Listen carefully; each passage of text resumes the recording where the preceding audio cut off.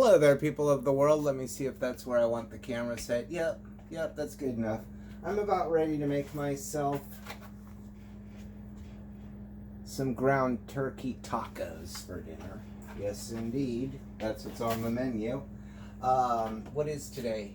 I think it's the 4th of March, 2021. I just got home from my walk. The cat is here drinking a little bit of water down below. She's probably going to want some wet food, and I haven't washed my hands yet from my walk before I make my dinner, so I'll get that ready. Tonight she's going to have, when she looks at me, because sometimes she doesn't look at me and I don't give it to her because she likes her regular crunchy food. Tonight is salmon and soul feast in seared salmon flavored gravy. Sounds absolutely awful to me because I don't eat seafood. But this stuff, especially if it has the gravy, oh man. She actually says, she doesn't really meow that often, but when I have that and I'm about ready to put it down, yesterday she jumped at me and did a meow. Crazy canyon coronavirus kitty. She was sneezing in my house the other day and I was thinking about putting a face mask on her. What is in there? Oh, a piece of dried cheese. Funny story, I have a neighbor across the street, his name is Jim, and Jim turned 88 on New Year's Day. He was born in, oh God, I asked him what year, I think 1932 or something like that. So he has two ladies in the neighborhood who make food for him, and too much food. And he's a hoarder. Let's put that out there. He has like 7 lava lamps in his tiny little living room, on top of everything else. And they all turn on. If you turn on a light switch and you go into his house, it's like going into some fairyland. It's tiny, but there's just lights everywhere and cords that are connected to other cords that are connected to other cords. It's a complete, unbelievable rat's nest. But it's his house, and that's how he likes to live. And so I'm like, hey. But the ladies in the neighborhood make him too much food, and he can't throw anything away. So he calls me every other day. I have some food for you. And some of it's good, like the chicken noodle soup that they make. Yeah, Daddy, I eat that all day long. It's homemade chicken soup or sometimes chicken noodle soup. But, so Jim had a partner. His name was Al. I've lived here next to him, I don't know, 16 or 18 years. I don't know how long I've lived in this house. I don't want to touch this because I haven't washed my hands yet. And he had a partner, Al, all that time. But Al had Alzheimer's and then disappeared one day, and I had to call 911. And then, literally, you ever have to call 911 in this era over a missing elderly person? They had bloodhounds across the street in 35 minutes. The helicopter was overhead immediately. Police descended upon the property. And all just because they called and said, my neighbor's been missing for 2 hours. And the crazy thing is they had the bloodhounds. They went up and down every street. They did the helicopter, everything. He wasn't, this was at 5:30 in the afternoon. Jim comes over to me and says, Billy, Al, I haven't seen Al. And I'm like, well, when the last time we seen him? It's about 3:30. I'm like, that's 2 hours ago. Where is he? He's like, I don't know. I said, I called 911. And then this whole world falls apart, and I'm like, I was outside when the police arrived because Jim was inside because he didn't know what was going on outside. And I said to the cop, I said, let me go get him. You don't want to go in because it's tight in there and difficult to breathe for a normal human being. I'm used to it. It's, I go in and check on him every other day. But anyway, so he called me last night, and he calls from an unregistered or whatever restricted number. Like, come on, Jim, get that off your phone. I want to know it's you calling.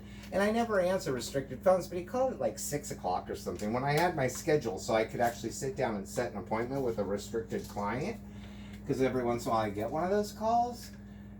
And nope, he's calling to ask me. It rained. Let me back up. It rained yesterday morning before I got home from work, yesterday afternoon.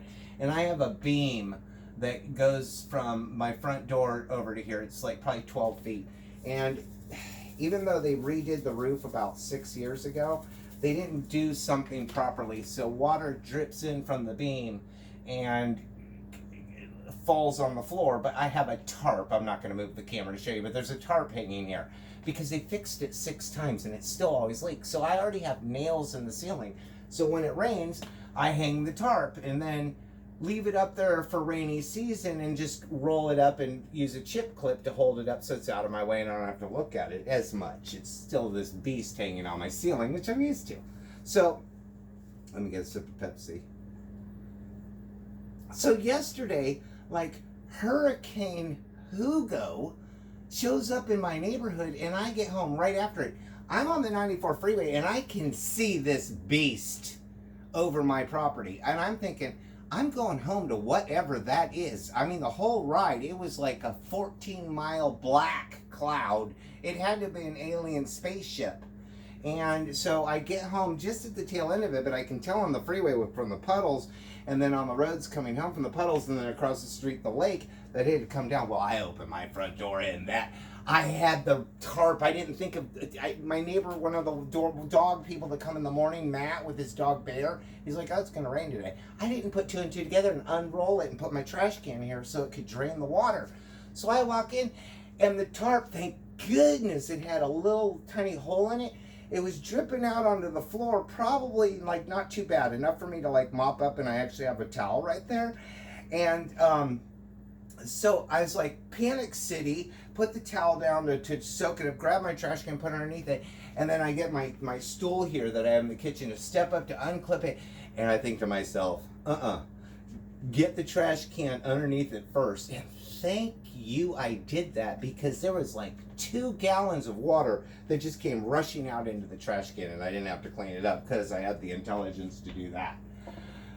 So that's what happened in my house. It was my fault. I put the tarp up. I didn't think about it. I didn't actually think it was going to rain that hard. Usually it has to like rain for a day and fill up the river on my roof. But when it downpours, it's amazing. So Jim calls last night because his yard, he lives across the street where the lake is. And if the back gate's shut, the water backs up there and will fill up on his yard. The city comes and cleans out the drain, but it fills up with leaves in about literally 3 minutes, and then it's a lake again. They need to put a bigger grate, but that's not my department. You know, there's like handicapped and child safety issues that goes on with the city. So since Jim had his thing, and I'm like, oh, I was just dealing with the same thing in my house. Like, calls and asks me, he says, if you want to spend the night tonight, I have a spare bedroom. You can come stay the night. That is the cutest thing. I'm like, okay, Jim, thank you. I'm okay. I mean, look, he is lonely. He watches Bold and the Beautiful and Alien. What is that? Ancient Aliens? Is that what it is? The TV show on like Sci-Fi or something? That's either that or Bold and the Beautiful he's watching today. He's watched that for like 60 years. I wouldn't be able to breathe in his house. I can literally go to the kitchen and be in there for 5 minutes and be able to get out, but it's really, really warm in there. He's 88, you know, he wants the warmth, but I love going in there when it's freezing in my house, which it might be 48 degrees outside. It's 31 degrees inside my house. So I go in his, I'm like, oh my God, if I could breathe. This is what life is like, living with insulation and paper, like newspapers and magazines everywhere. I mean, like double insulation. So that was my story about that. He invited me over. He's like, I'll leave you alone. And then he goes, he. And by the way, Jim is as gay can be. I mean, last month, I think it was, I went over, I think I just went over this day just to check on him. And he had probably a pound of turquoise jewelry.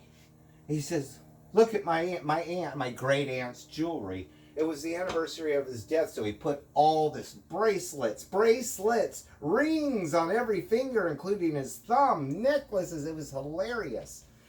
So I think, you know, Jim grew up in an era where gay was like, you know, you get killed for being gay, so they had to have like little secret bars and stuff like that. So he grew up in a pre-era of mine. I think to this day he is still kind of hesitant to tell anybody that he's a big old fucking queen. But, you know, you just look at him. He's so funny.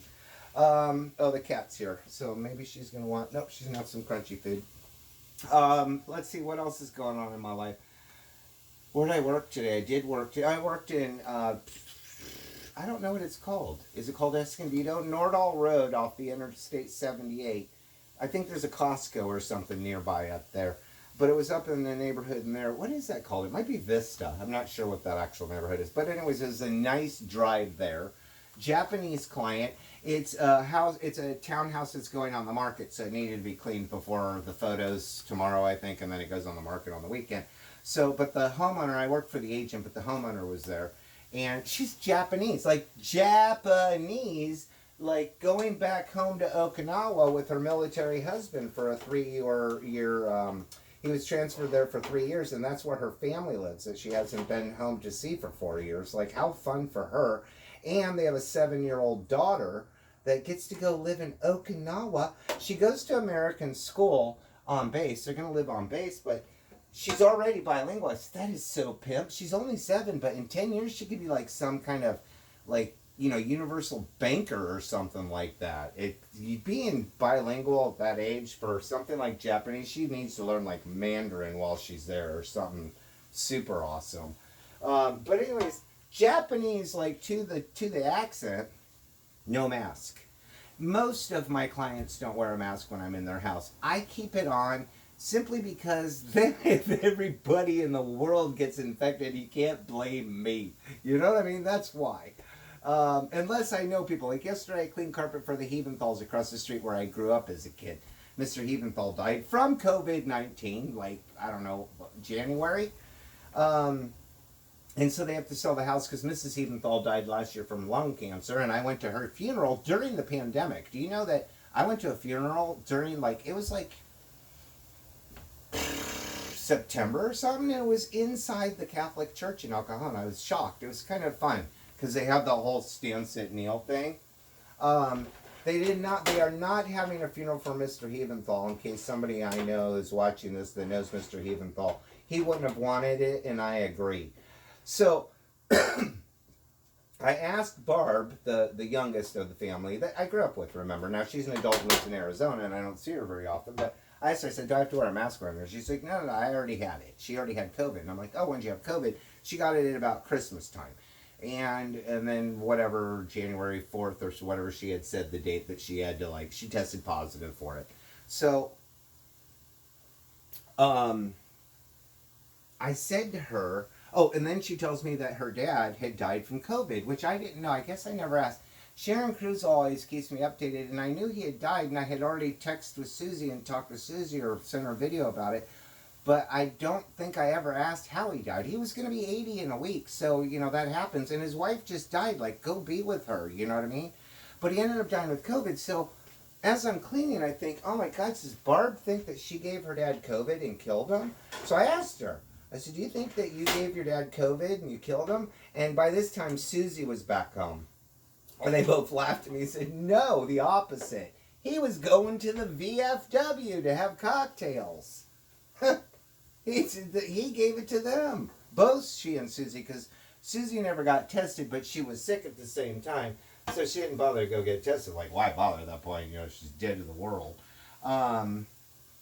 So anyways, that was... I still have not washed my hands since I've been here. Let me take care of that. Or maybe I did and I forgot. It was actually nice to see Barb and Sue there. I saw them at the funeral, so I know what both of them look like. And I run into Susie every once in a while and clean for her because she lives here in town. As a matter of fact, her brother Joe needs his carpets cleaned, and I forgot to have her text me his number. But it was nice to see both of them. Barb is staying here on the property. She was here helping her dad, and she's here currently for whatever reason, and she's working from home from here for her Arizona job. But she's sleeping in her old bedroom. Isn't that funny? And they're like, well, the house, is this much, and, it's original. It's 50 years of kitchen. And I said to him, put this house at top dollar plus $50,000 because there's no inventory on the market, and interest rates are still low, and the house has excellent bones. And they bought it when it was 4 years old, I think she told me, that her parents bought it when the house was 4 years old in 19... 72, I think she said. That's how long they owned it. They bought it in 1972, and she even has they have the paperwork of the previous owners. Isn't that crazy? I don't even have my baseball mitt from when I was a kid. Honest to goodness. How do people keep this stuff? So anyways, my tacos are about done. This is me checking in.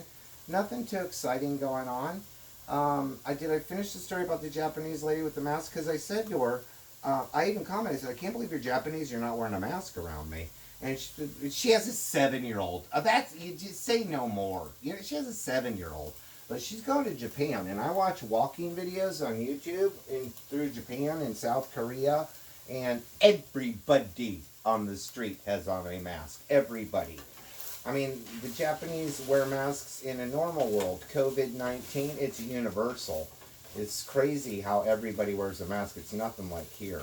I don't wear a mask when I'm on my walk, when I'm outdoors. Like, hello, I'd rather breathe freely. This is delicious.